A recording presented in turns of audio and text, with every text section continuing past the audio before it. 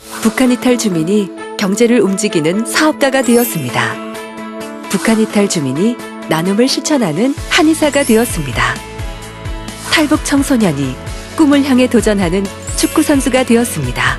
우리가 마음을 열면 그들이 행복해지고 그들이 대한민국을 행복하게 만듭니다. 여러분 안녕하십니까? C채널 뉴스입니다. 중국 공안에 붙잡힌 탈북자들의 강제 북송 여부에 전 세계의 관심이 모아지고 있습니다. 이와 함께 중국 내 탈북자들의 인권 침해 또한 심각하다는 지적이 나오고 있습니다. 조은희 기자가 짚어봅니다.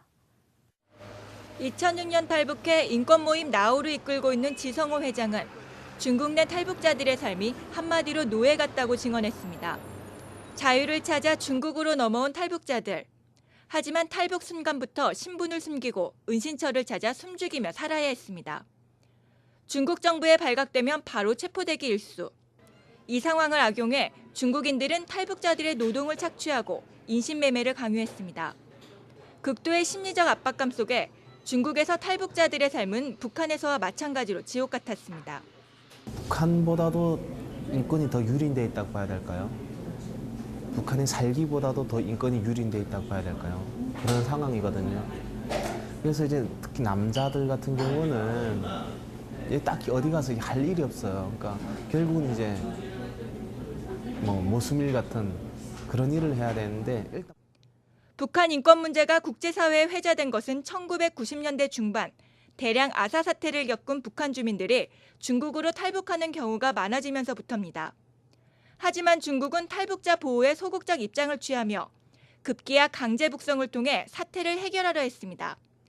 왜 중국은 이런 태도를 보였을까? 먼저 중국은 유엔 난민과 고문 방지 협약에 가입했음에도 탈북자들을 난민으로 인정하지 않습니다.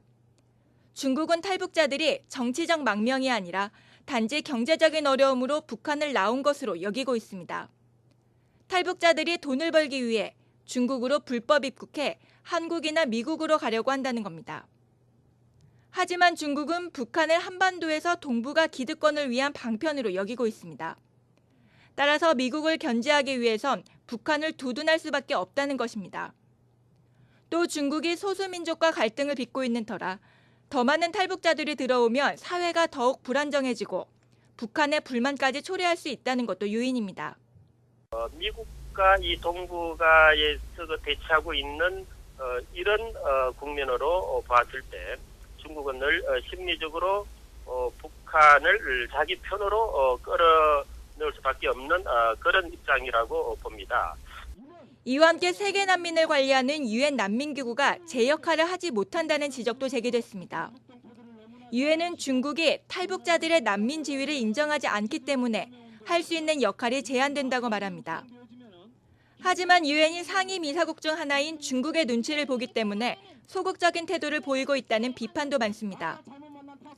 따라서 전문가들은 유엔과 중국이 합의해서 각각의 조정관을 세우던가 아니면 제3국의 조정관을 통해 탈북자 문제를 해결해야 한다고 주장합니다. 우리가 탈북자들을 접촉하겠다.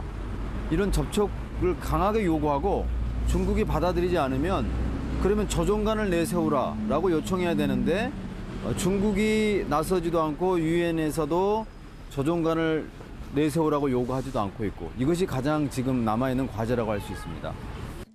이와 함께 중국이 국제법을 준수하고 있다고 대외적으로 천명한 만큼 정부와 국내외 인권단체들은 중국의 이 같은 입장을 근거로 탈북자들의 난민 지위 인정을 압박할 수도 있습니다.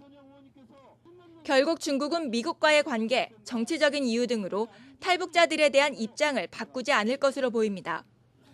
탈북자 인권 문제를 해결하려면 정부와 국제사회가 보다 면밀하게 외교적 노력을 통해 중국을 압박하는 한편 중국도 국제사회 일원으로 책임 있는 행동을 보여야 할 필요가 있습니다. C채널 뉴스 조은입니다.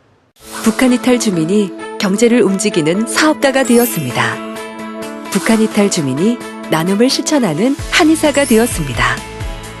탈북 청소년이 꿈을 향해 도전하는 축구 선수가 되었습니다. 우리가 마음을 열면 그들이 행복해지고 그들이 대한민국을 행복하게 만듭니다.